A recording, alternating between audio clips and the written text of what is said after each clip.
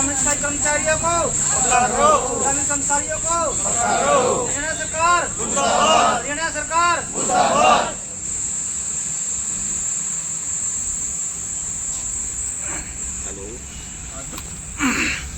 प्रधान जी, आज आप नारायणगढ़ में पहुंचे हैं वीडियो ऑफिस में, क्या मामला है ये?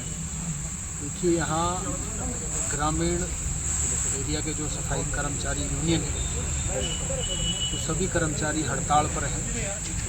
उनकी कुछ जायज़ मांगे हैं जो उन्होंने कई बार सरकार के नुमाइंदे मुख्यमंत्री जी को भी और सरकार के अधिकारियों को भी अपनी मांगे उनके सामने रख चुके हैं, लेकिन उनका अभी तक कोई समाधान, कोई हल नहीं।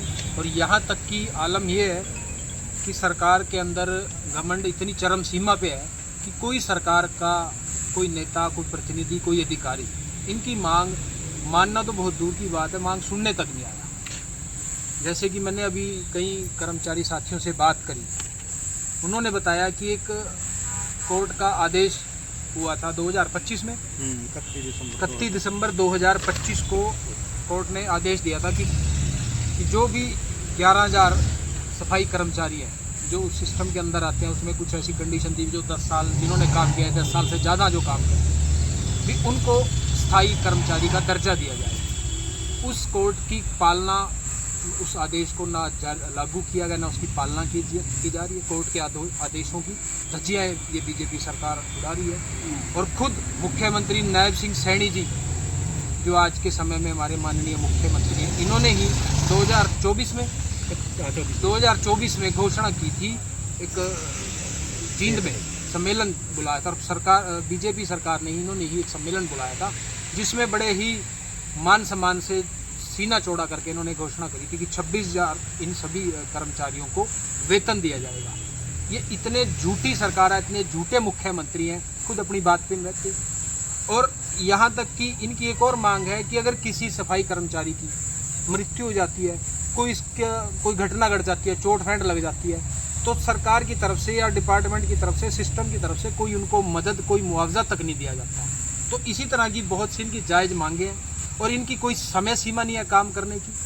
मान लो ये भी कोई रात को 12 बजे भी उठा के सफाई कराई जा रही है, भी कम से कम कोई सिस्टम बनाया जाए। ठीक है, पंचायत इनको अपॉइंट कर रही है, लेकिन कोई डिपार्टमेंट की सुध लेने वाला तो हो। 8 घंटे, 10 घंटे, 15 घंटे, 24 घंटे इनको काम पे लगा दिया जाता है। कोई तो तरीका होना चाहिए। मैं तो ये कहूँगा कि कहीं ना कहीं ये सरकार इस चीज़ की सुध ले, इनका शोषण और जो इनके साथ प्रताड़ना हो रही है उसकी सरकार को रक्षा करनी चाहिए। पर आज के समय में कोई इनकी सुध लेने वाला नहीं है। अगर सरकार अब भी इनकी सुध नहीं लेती तो आगे क्या कार्रवाई रहेगी? देखिए, आज ये सभी यहाँ बैठे हैं और मैं कांग्रेस पार्टी का जिलाध्यक्ष होने के नाते हमारे सभी साथी कार्यकर्ता हमारे साथ में हैं। हम इनके साथ कंधे से कंधा मिला के इनके साथ आज खड़े हैं। और आने वाले समय में अगर सरकार इनकी मांगें नहीं मानती तो सफाई कर्मचारियों की इन मांग को लेके हम अपने ज़िले में एक पूरे अलग अलग ब्लॉक में एक कैंपेन चलाएंगे और इस सरकार का जुलूस निकालेंगे। इनको याद करवाएंगे कि आपने जो वादे किए आपको पूरा करना चाहिए। आप इसके बाद की कार्रवाई क्या रहेगी?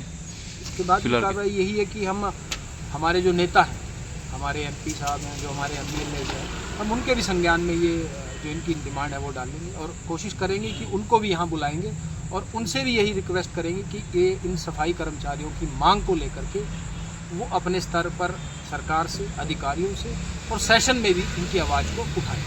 बहुत बहुत धन्यवाद।